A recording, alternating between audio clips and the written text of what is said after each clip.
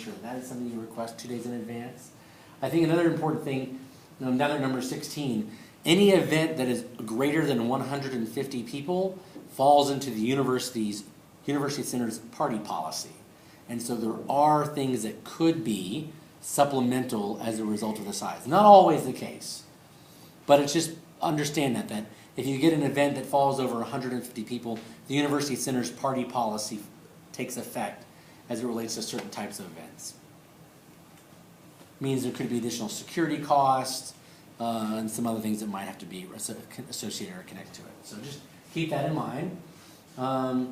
Let's see.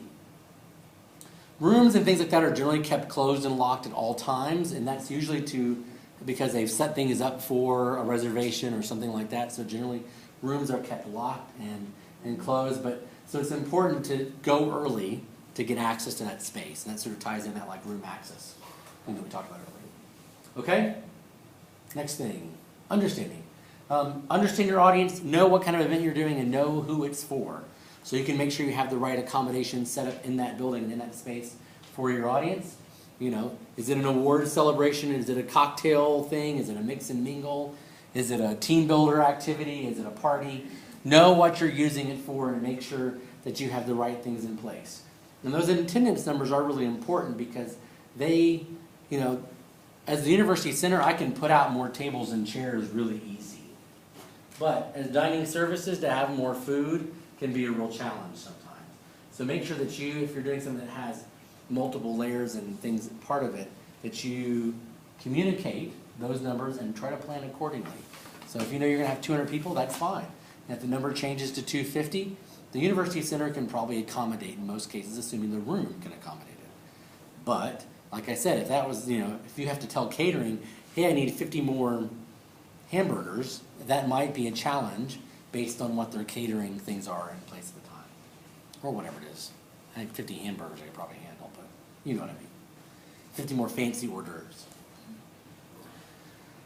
So yes, understanding, making sure that your presenter entertainments are addressed, any technical requirements are addressed, and things like that.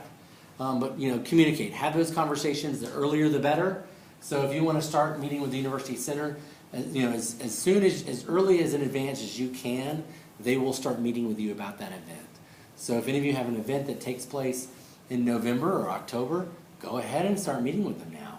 There's no reason why they can't have those conversations and get things squared away. I think a real great example here is I'm going to have a sound system at my event. That is not the same thing as I'm going to need a sound system at my event. And I think that's, you know, I'm going to have a sound system means that you're going to bring a sound system. I need a sound system set up for my event is a different thing and initiates the university center to make sure they have a sound system set up.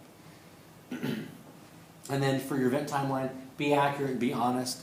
You know, I think the best thing is, you know, I think sometimes people will sort of avoid telling certain pieces of information to the university center to avoid, oh, they won't let us do that. So don't tell them we're going to have that many people. Or don't tell them this because we'll bring in the food on our own, or whatever the case may be. And just sort of deal with the like day of stuff. But communicating that as much as possible in advance is really the best way to do it. And of course can make things easier on you. Things to keep in mind, maximum occupancies. All the rooms have sort of a maximum number of people they can accommodate. So keep that in mind. And there's a very nice handout that they have that sort of provides some of that information. Talk about, you know, access and fire codes. Knowing the details, no detail is too small. And I think that's really says a lot in their case. So here's an example of a couple of rooms set up. So this is the Rio Grande Ballroom. So you can see this is the same room, you know, set up two very different ways. And so I think I show you this because it's the kind of thing that you might have a room reservation, but you might, you know, oh, Rio Grande Ballroom for 200 people, set up banquet. Awesome.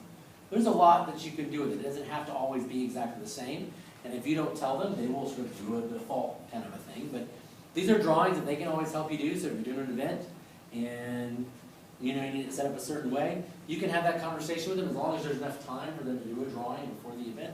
They will do it. It helps give you a better idea. It helps give them a much better idea of what you're expecting. So when you walk in, you're not saying like, oh, I wanted all the tables over here. Hi, building supervisor, and they show up and like, how many? And they're like, oh, can I get all these tables over there? And they're like, oh, I got something else to do.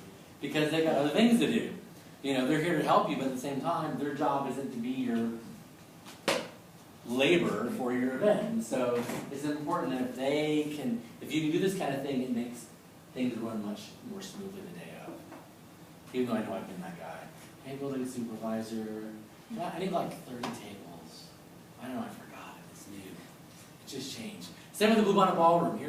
Or the Rear Grade Ball, this is, different ways that they can do seating or theater. So if you're gonna have that debate or that lecture or something you wanna do, have that conversation with them. There are different things they can do that might give a very different feel or expectation to the event that you might not have thought of. So ask those questions.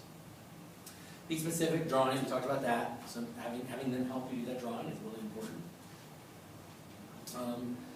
Think about how much advertising you're going to do for it. If it's a lecture and you're going to really do a great job advertising and promoting it, don't put it in the Rio Grande Ballroom because you're going to run out of space. Make sure that the event space fits the advertising and how much effort you're going to put into it. Food and catering, security, EH&S. Anyone know what that means? Give me a guess.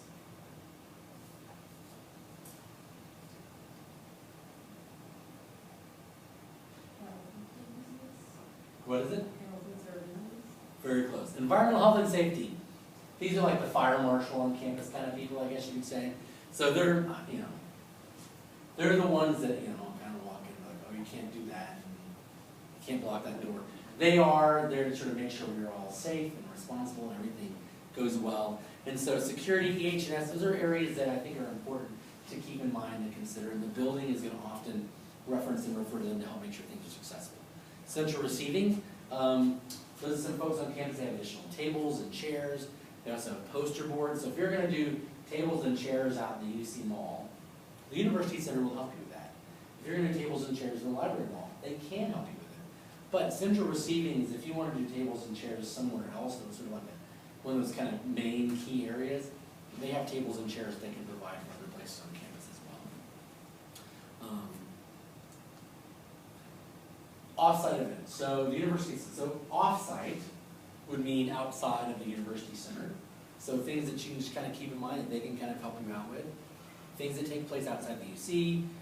They typically are events that might have a lot more details to discuss because I'm going and doing an event outside of the green, the College Park Center green, for example. And so there might be a need to have some more conversation and details about what needs to go into that as well. Checkout tables and chairs, we talked about the checkout form. So the University Center has 6-foot tables, chairs, power cords, fire extinguishers, things like that that you can use day of use. So you're doing the bake sale out in the UC Mall and you need to take some tables and chairs. The University Center is where you can get that from. So that's that table and chair request form. So they check them out to you for the day of. You've got to be the one that's got to tote them around, unfortunately. No one totes them around for you. That transportation is your responsibility. And you pick those up through the CIC. You know what that means? Information Center? Campus Information Center, yeah. That's their like curvy desk upstairs.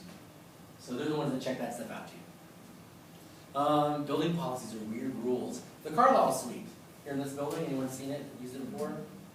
Well, it's a room that requires food service. If you're going to use the room, you have to have food service with it. It's just one of those rules. The Sierras Lounge is that lounge area that's upstairs in front of where San Saba and Palo Pinto, all those areas are, not really reservable. Palo Duro Lounge has some rules. They call them new rules, but they've been around now at this point, I think, for a year or two. I don't know if it's really new anymore.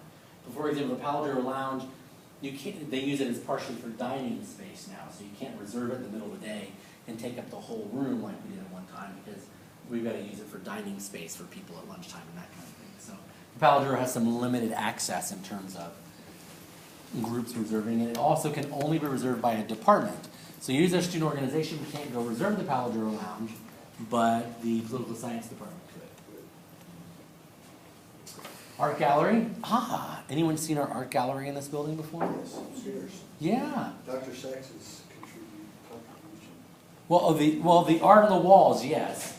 He has contributed a lot. I was meaning the actual art gallery that's up next to the Campus Information Center. Oh yeah, that one. Yeah, that one, that white room. Yeah, they keep switching stuff out of it. We just remodeled it this summer.